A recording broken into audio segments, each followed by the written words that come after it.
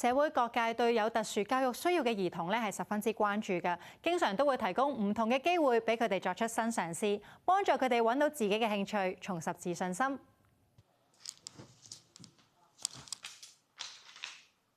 今年讀中二嘅巧敏係 SEN 主流學生，而家仲係魔術團隊裏面唯一一位女魔術師。你學咗魔術幾耐啊？大約接近1年。咁你覺得學咗魔術之後咧，你自己有咩得着啊？我覺得我嘅説話同埋溝通能力好咗咯。同啲同學仔咧，即係佢哋好好奇我啲魔術技巧咁樣咯，佢哋好奇我點樣做到嗰樣嘢。咁你會唔會同佢哋溝通傾下偈咁樣？會啊。教佢哋㗎？呢個我會俾佢哋估我點做到咯。咁你覺得喺學習魔術嘅過程裡面咧，最困難係咩啊？最困難就係咧，因為每日都好多嘢做，所以我要喺夜晚練習，因為練習魔術係需要時間嘅。執。你啊！成日我講嘢喺度跌嘢，你揸住佢，係啦。呢隻手揸住個心，係啦。好，揸住個頂，係啦，揸住個底，係啦。OK， 呢度擺個心喺度，好啦。好嗱，你跟住嚟任務有一個啫，係我嗰個頭係啦，笑，hold 住唔好喐，我哋會做自己嘢，你 hold 住得㗎，係啦 hold 住。教 SEN 嘅同學仔裏面咧，會遇到啲咩困難咧？其實對我嚟講，個困難係接受我自己嘅缺點。點解我會咁講呢？因為其實喺我教 SEN 嘅時候，佢哋俾我睇得出我嘅缺點。第一，會跳嚟跳去啦，我係一樣啦，唔聽人講啦，好反叛啦，有啲位好執着啦。咁我自己係咁樣嘅時候，睇我喺教佢哋嘅時候，就係我希望我成為到個 role model 俾佢哋睇。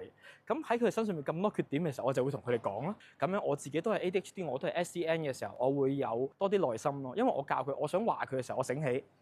我都做錯過，咁我要點樣同佢講，或者係我要點樣執翻正自己去示範俾佢睇。喺佢哋學緊點樣做一個魔術師嘅同時，我都學緊點樣做好一個導師。咁其實我哋大家一齊同行一齊行。哇！哇！仲有冇啊？喂，啱啦！我要上邊樓上家政室裝修，我哋等陣上去度尺咯。鄭校長領導嘅學校亦都有同學參與魔法師的學徒計劃。佢就發現同學喺參與培訓之後，無論係學習定係性格，都有好大嘅改變。由於咧，我哋學校係教育啲有特殊學習需要嘅學生啊，所以咧多元化嘅活動，例如學生感覺到可以投入到，佢哋又有興趣嘅學習，先至可以提升到佢哋嘅認知啦，甚至乎佢哋嘅自信心。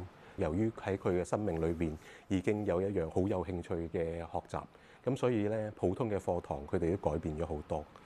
我舉個例子啦，譬如好似我嘅學生啦，文亮咁樣啦，佢以前咧個性格係比較高傲，上堂亦都覺得咧可能啲內容太淺，但咧當佢學咗呢個魔術之後，由於咧魔術咧涉及藝術啦、科學啦，同其實有一種心理學喺當中，佢而家更加想要掌握到觀眾甚至乎老師睇佢表演嘅時候，我哋嘅感覺係點？由以往可能佢自我中心，而家更加同理到人哋嘅諗法或者需要。偉倫嘅社企有個終極目標，就係幫助一班 SEN 年輕人提高就業能力，令佢哋建立自信，改善社交技巧。佢哋本身例如佢魔術表演嘅能力係冇問題㗎，你上到台魔術嗰10分鐘 perfect， 但係好似我哋做表演一樣，你喺上台之前，你要同人去傾，我幾點上台？我幾點去現場？我有好多行政嘅嘢，例如我表演嘅時候，我用咩素材、咩主題，我要點樣 book 場去排練，我要點樣出一份文件去確認呢個表演，係有啲掣要處理嘅。咁所以我哋做嘅時候 basically 我哋係有少少要同學校或者同家長一齊做埋一個 SEN 嘅經理人。我哋就係因為我哋幫佢搞 show， 幫佢搞可能係上電視有啲嘅拍攝。